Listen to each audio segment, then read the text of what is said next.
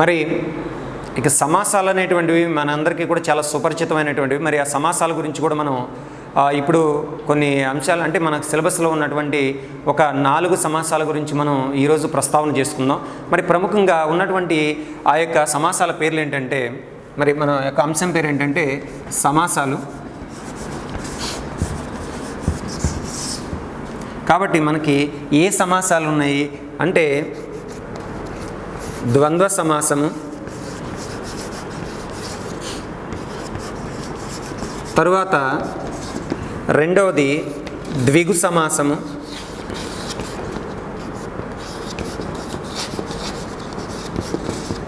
తరువాత రూపక సమాసము,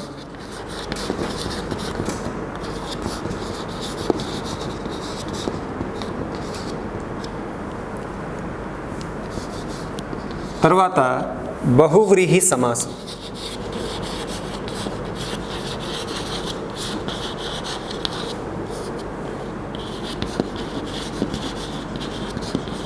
అయితే మొట్టమొదటిగా ద్వంద్వ సమాసం గురించి మనం ఇప్పుడు తెలుసుకుందాం.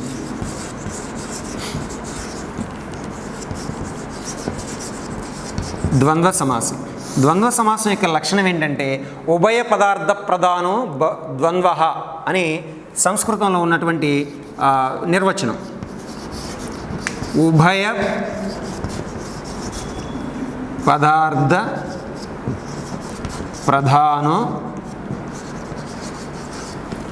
ద్వంద్వ. ఉభయ పదార్థ ప్రధానో ద్వంద్వ. ఇక్కడ ఉభయ పదములు అంటే ఉభయము అంటే రెండు అని అర్థం. ఏంటి ఆ రెండు అంటే మనకి సందుల్లో కానీ సమాసాల్లో కానీ 2 పదాలు ఉంటాయి. ఒకటి పూర్వపదం, 2 పరపదం. మరి ఈ పరపదాన్ని ఉత్తర పదం అని కూడా అంటారు. కాబట్టి దీనిలో ఉభయ పదాలంటే ఈ పూర్వపదము తర్వాత ఉత్తర పదము, ఈ 2 పదాల యొక్క అర్థం ప్రధానంగా ఉన్నట్లయితే దాన్ని ద్వంద్వ సమాసం అంటాం. అంటే దీనిలో ఉండేటువంటి 2 పదాలు కూడా ఏమవుతాయంటే నామవాచక పదాలే అవుతాయి. ఉదాహరణకి కొన్ని ఉదాహరణల ద్వారా మీకు మరి సోదాహరణంగా దీన్ని వివరించేటువంటి ప్రయత్నం చేస్తాను. జాగ్రత్తగా మీరు వినవలసి ఉంటుంది. ఇక్కడ చూడండి, వేష భాషలు. ఇక్కడ చూడండి, వేష భాషలు అన్నప్పుడు ఇక్కడ ఏం పదాలు ఉన్నాయి? వేషము కామ అంటే మరియు అని అర్థం, లేదా మరియు భాష.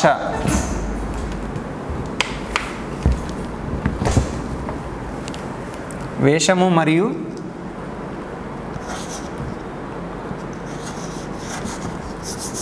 భాష. కాబట్టి ఇక్కడ 2 పదాలని చూడండి.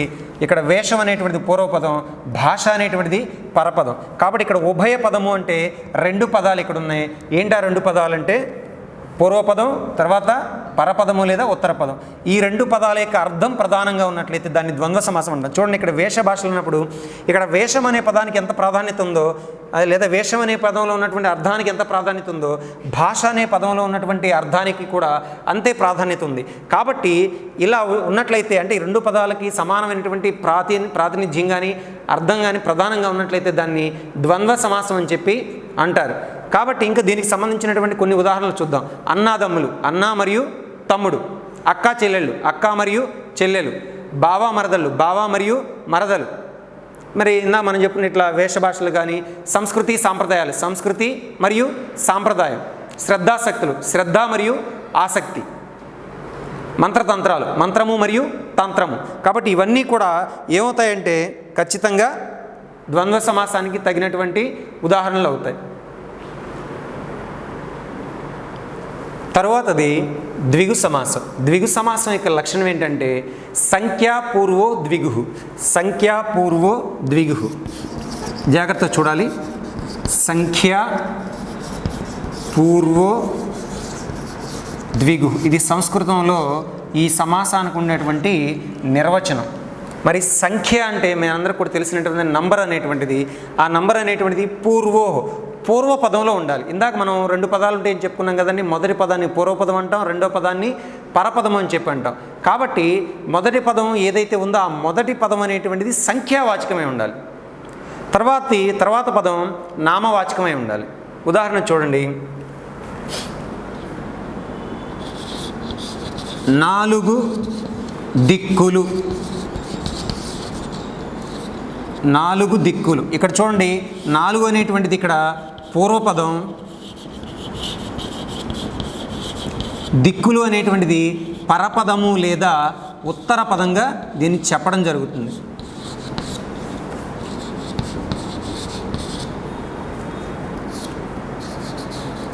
కాబట్టి ఇక్కడ చూడండి మనం సంఖ్య పూర్వ ద్విగు అన్నారు, అంటే సంఖ్య పూర్వపదంలో ఉంటే అది ద్విగు సమాసం అవుతుందని. ఇక్కడ చూడండి ఈ పూర్వపదంలో ఈ 4 అనేటువంటిది సంఖ్య కదండి, కాబట్టి ఈ సంఖ్య పూర్వపదంలో ఉంది కాబట్టి ఇది ద్విగు సమాసం అవుతుంది. దీనికి సంబంధించి మనం చాలా ఉదాహరణలు కూడా మనం చెప్పుకోవచ్చు. ఇప్పుడు ద్విముఖాలు అన్నాం, ద్విముఖాలు, ద్వి అంటే ఏంటి 2, కాబట్టి 2 ముఖాలు. తర్వాత త్రిజగంబులు అన్నాం, 3 అంటే ఏంటండి 3 కదా, 3 జగములు అంటే లోకాలు అని అర్థం. చతుర్వేదాలు అన్నాం, చతుర్వేదాలు అంటే చతుహు అనేటువంటిది సంఖ్య అంటే 4 అనేటువంటి దీని యొక్క అర్థం. వేదాలు అనేటువంటిది ఇక్కడ నామవాచక పదం, కాబట్టి ఇక్కడ కూడా సంఖ్య ఉంది, సంఖ్య పూర్వపదం ఉంది కాబట్టి ఇది ద్విగు సమాసం అనేటువంటిది అవుతుంది. తర్వాత మరి పంచ పాండవులు అన్నాం, పంచ అంటే 5 అనేటువంటి సంఖ్యను తెలియజేస్తుంది కాబట్టి ఇది పూర్వపదంలో ఉంది, ఇది కూడా ద్విగు సమాసానికి తగినటువంటి ఉదాహరణ అవుతుంది. తర్వాత సప్తాశ్వాలు అన్నాం, అశ్వాలు అంటే గుర్రాలు, సప్త అంటే 7 కాబట్టి 7 అనేటువంటిది సంఖ్యను తెలియజేస్తుంది కాబట్టి. తర్వాత అష్ట దిక్పాలకులు అన్నాం అనుకోండి, మరి అష్ట సంఖ్య గల దిక్పాలకులు. మరి దీన్ని ఇక్కడ మీరు నన్ను అడగొచ్చు, ఇందాక మీరు ద్వంద్వ సమాసంలో మరి చేసేటప్పుడు మరి రామలక్ష్మణులను ఉన్నప్పుడు రాముడు లక్ష్మణుడు, వేష భాష ఉన్నప్పుడు వేషము మరియు భాష అన్నారు కదా, మరి దీన్ని ఎలా విడదీయాలంటే చెప్తాను, జాగ్రత్త వినండి. ఉదాహరణకి ఇక్కడ 4 దిక్కులు ఉందనుకోండి, 4 సంఖ్య గల దిక్కులు అని ఇలా విగ్రహ వాక్యం రాయవలసి ఉంటుంది. 4 సంఖ్య గల దిక్కులు, ఇట్లా ప్రతిదాన్ని కూడా ఇలా తీసుకోవడం అనేటువంటిది జరుగుతుంది. కాబట్టి తర్వాత నవగ్రహాలు అన్నాం, కాబట్టి 9 సంఖ్య గల గ్రహాలు. తర్వాత దశ దిశలు, దశ అంటే 10 కదండి, దశ దిశలు కాబట్టి దశ అంటే మరి 10, మరి దిశలు అంటే దిక్కులు అని అర్థం. తర్వాత ఏకాదశ రుద్రులు అన్నాం, కాబట్టి ఏకాదశి అంటే 11 కాబట్టి 11 అనేటువంటిది కూడా సంఖ్య కదండి. తర్వాత మరి ద్వాదశ జ్యోతిర్లింగాలు అన్నాం అనుకోండి, అంటే 12 జ్యోతిర్లింగాలు అని చెప్పి దీని యొక్క అర్థం అవుతుంది. తర్వాత కోటి ధనరాశులు అన్నాం అనుకోండి అండి, కాబట్టి కోటి అనేటువంటిది సంఖ్యను తెలియజేస్తుంది కాబట్టి కోటి సంఖ్య గల ధనరాశులు అని చెప్పి దీనికి విగ్రహవాక్యం అనేటువంటిది చెప్తాం. తర్వాత 1,00,000 రూపాయలు, ఎన్ని రూపాయలు అంటే 1,00,000, 1,00,000 అనేటువంటి పదం ఎక్కడుంది, పూర్వపదంలో ఉంది కాబట్టి ఇది మరి ద్విగు సమాసానికి తగినటువంటి ఉదాహరణలు అవుతాయి. సహస్రాక్షులు అన్నాం, అక్షులు అంటే కన్నులు అని అర్థం, సహస్రం అంటే 1000 కాబట్టి 1000 అనేటువంటి సంఖ్య పూర్వపదంలో ఉంది కాబట్టి ఇది ఏమవుతుందంటే ద్విగు సమాసం అనేటువంటిది అవుతుంది. ఆ తరువాత మనం రూపక సమాసాన్ని గురించి కూడా ఒకసారి చూద్దాం, ఎందుకంటే ఇక్కడ రూపక సమాసానికి రూపక అలంకారానికి కొంచెం దగ్గర సంబంధం ఉంది.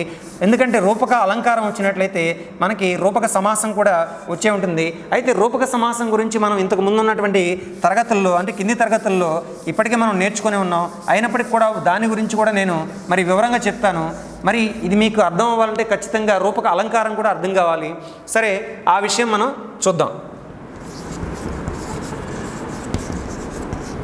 రూపక సమాసం, దీన్ని అవధారణ పూర్వపద కర్మధారయ సమాసం అని చెప్పి, అవధారణ కర్మధారయ సమాసం అని చెప్పి కూడా మనం దీన్ని పిలవడం జరుగుతుంది. అయితే ఏంటి దీంట్లో ఉన్నదంటే దీంట్లో కూడా ఉపమేయం ఉపమానం అనేటువంటి 2 ఉంటాయండి. కాబట్టి ఉదాహరణకు చూద్దాం. ఏంటంటే సంసార సాగరం అన్నాం. ఇక్కడ చూడండి, మరి అలంకారాల్లో మనం గమనించి చూసినట్లయితే ఇక్కడ సంసారాన్ని పోలుస్తున్నాడు. ఈ సంసారాన్ని దేంతో పోలుస్తున్నాడు అంటే సాగరంతో పోలుస్తున్నాడు. అసలు రూపక అలంకారం యొక్క లక్షణం ఏంటి? ఉపమానానికి ఉపమేయానికి అభేదం చెప్పడం. అభేదం అంటే భేదం లేదని చెప్పడం. కాబట్టి రూపక సమాసంలో కూడా ఈ రెండింటికి భేదం లేనట్లుగా చెప్పడం జరుగుతుంది. ఎలా అంటే చూద్దాం. ఇక్కడ చూడండి, సంసార సాగరం, సంసారం అనేటువంటిది ఒక పదం, సాగరం అనేటువంటిది ఒక పదం. కాబట్టి ఇక్కడ సంసారాన్ని పోలుస్తున్నాడు కాబట్టి ఇది ఉపమేయం అవుతుంది. దీన్ని సాగరంతో పోలుస్తున్నాడు కాబట్టి ఇది ఉపమానం అవుతుంది. కాబట్టి ఇక్కడ ఏంటంటే ఈ సాగరానికి ఉండే ఉపమానానికి ఉండేటువంటి లక్షణాలు ఉపమేయానికి కూడా అన్వయిస్తున్నాడు ఇక్కడ. అంటే సంసారమే సాగరం, సాగరమే సంసారం, అంటే ఒకదానికి ఒకదానికి ఏమాత్రం కూడా భేదం లేదని చెప్పేటువంటిదే రూపక అలంకారం, అదే రూపక సమాసం. ఇక్కడ సంసారం అనేది సాగరం ఎలా విడదీస్తామంటే దీన్ని విగ్రహవాక్యం సంసారము అనేది సాగరం.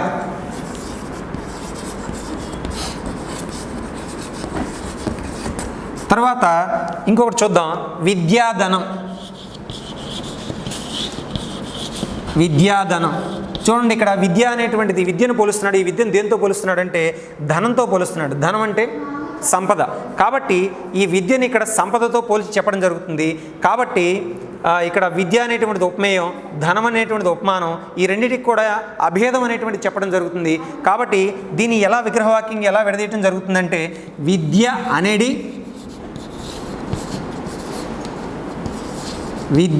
అనేది ధనం. నెక్స్ట్ ఇంకొక ఉదాహరణ కూడా చూద్దాం, శోకాగ్ని. శోకము అనేది అగ్ని. కావ్య కన్యక, కావ్యము అనేది కన్యక.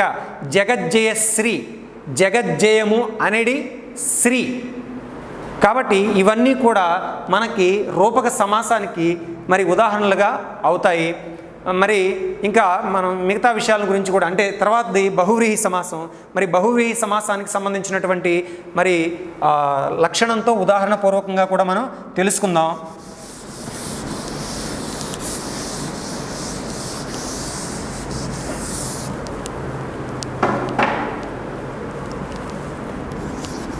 తర్వాతది బహువ్రీహి సమాసం.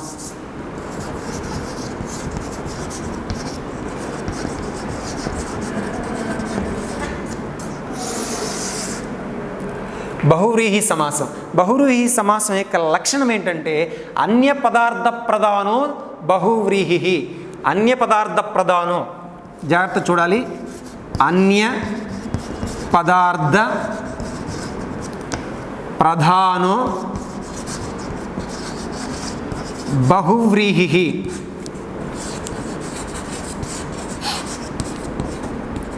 ఇక్కడ కొంచెం జాగ్రత్త గమనించి చూసినట్లయితే ఇందాక అక్కడ ఉన్నటువంటి అంటే ద్వంద్వ సమాసంలోకి వచ్చేసరికి రెండు పదాల యొక్క అర్థానికి ప్రాధాన్యత ఉంది. మరి తర్వాత ద్విగు సమాసానికి వచ్చేసరికి పూర్వపదంలో ఉన్నటువంటి సంఖ్యకు మాత్రమే ప్రాధాన్యత ఉంది. తర్వాత రూపక సమాసంలో అభేదం అనేటువంటి దానికి ప్రాధాన్యత ఉంది. కానీ ఇక్కడికి వచ్చేసరికి అన్య పదార్థ ప్రధానం బహువ్రీహి. అన్య పదార్థ ప్రధానం అంటే అన్యము అంటే ఇతరమైనటువంటి అని అర్థం. ఇందాక మనం ఏం చెప్పుకున్నాం, పూర్వపదము లేదా పరపదము, పూర్వపదము తర్వాతది పరపదము లేదా ఉత్తర పదం అని చెప్పుకున్నాం. కానీ ఇక్కడ అన్యపదం అంటే ఈ రెండు పదాలు కాకుండా వేరొక పదం యొక్క అర్థానికి ప్రాధాన్యత ఉన్నట్లయితే దాన్ని బహువ్రీహి సమాసం అని చెప్పి అనడం జరుగుతుంది. మరి అన్యం అంటే ఏంటి, ఎలాగా అంటే దాన్ని సోదాహరణంగా మనం తెలుసుకుందాం. ఉదాహరణకి ముక్కంటి అనే పదం ఉందండి. ముక్కంటి అనే పదం ఉంది. ముక్కంటి అని ఉన్నప్పుడు దీనికి అర్థం ఏంటంటే మూడు కన్నులు కలవాడు.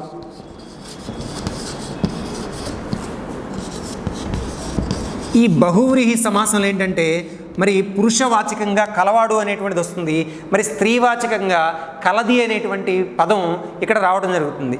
మరి ఇక్కడ మనం గమనించి చూసినట్లయితే ఇక్కడ ముక్కంటి అంటే అర్థం ఏంటి, మూడు కన్నులు అని అర్థం జనరల్గా. కానీ ముక్కంటి అనే మొత్తం పదానికి కంప్లీట్గా అర్థం ఏంటంటే మూడు కన్నులు కలవాడు అని అర్థం. ఇక్కడ చూడండి, ఇది మూడు అనేటువంటిది పూర్వపదం, కన్నులు అనేటువంటిది పరపదం లేదా ఉత్తర పదం. ఈ రెండు పదాలకి ప్రాధాన్యత లేదు. ఇక్కడ చూడండి, మూడు కన్నులు అని కాదు, ఇక్కడ మూడు కన్నులు కలిగినటువంటి వాడు ఎవరు, శివుడు. కాబట్టి ఆ శివుడు అనేటువంటి ఇతర పదం యొక్క అర్థం ఇక్కడ ప్రధానంగా ఉంది. కాబట్టి ఇది బహువ్రీహి సమాసం అనేటువంటిది అవుతుంది. తర్వాత పతివ్రత అనేటువంటి పదాన్ని మనం చూద్దాం. పతివ్రత అంటే పతిని సేవించడమే వ్రతంగా కలది.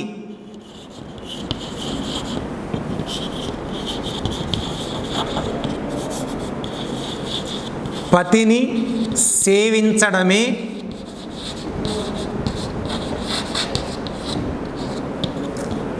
వ్రతంగా కలది. ఇందాక మనం చెప్పుకున్నాం కదండి, బహువ్రీహి సమాసంలో మరి పురుషవాచకంగా కలవాడు అని వస్తుంది, మరి స్త్రీవాచకంగా ఇక్కడ కలది అనేటువంటిది వస్తుందని చెప్పుకున్నాం కదా. కాబట్టి ఇక్కడ చూడండి, పతిని సేవించడమే వ్రతంగా కలది. ఇక్కడ పతివ్రత అంటే పతిని సేవించడం వ్రతంగా కలిగినటువంటిది. ఇక్కడ చూడండి, ఈ పదాలు మనం చూసినట్లయితే పతి వ్రత, కాబట్టి ఇది పూర్వపదం, ఇది పరపదము లేదా ఉత్తర పదం అవుతుంది. కాబట్టి కానీ ఈ రెండు పదాలకు కాదు ఇక్కడ ప్రాధాన్యత. ఈ పతిని సేవించడం వ్రతంగా కలిగినటువంటి స్త్రీ ఎవరైతే ఉన్నారో ఆవిడికి ప్రాధాన్యత, ఆ పదం యొక్క అర్థానికి ప్రాధాన్యత. కాబట్టి ఇక్కడ బహువ్రీహి సమాసానికి ఇది తగినటువంటి ఉదాహరణగా ఉంది. తర్వాత మీనాక్షి అనే పదాన్ని తీసుకుందాం. అంటే మీనము అంటే చేప అని అర్థం, ఫిష్. కాబట్టి అక్షి అంటే కన్నులు, అంటే చేప వంటి కన్నులు కలది. కాబట్టి కలది అనే అర్థంలో దీన్ని మనం బహువ్రీహి సమాసంగా తీసుకోవడం జరుగుతుంది. తర్వాత కమల గర్భుడు అన్నాం అనుకోండి, కమలము గర్భమునందు కలవాడు అనేటువంటి అర్థం వస్తుంది. అంటే ఇక్కడ కమలము గర్భం అనేటువంటి దానికి అది ప్రాధాన్యత. కమలము గర్భమునందు కలిగినటువంటి వాడు ఎవరైతే ఉన్నారో ఆ పదానికి లేదా ఆయనకి ప్రాధాన్యత. అంటే అన్యం అంటే ఇతరమైనటువంటి పదానికి ప్రాధాన్యత. ఆ కారణం చేత ఇక్కడ మరి ఇది బహువ్రీహి సమాసానికి తగినటువంటి ఉదాహరణ అనేటువంటిది అవుతుంది. ఇంకొకటి నీలవేణి, నీలమైన వేణి కలది. నీలం అంటే నల్లనైనటువంటి, వేణి అంటే కురులు అని అర్థం, అంటే జుట్టు.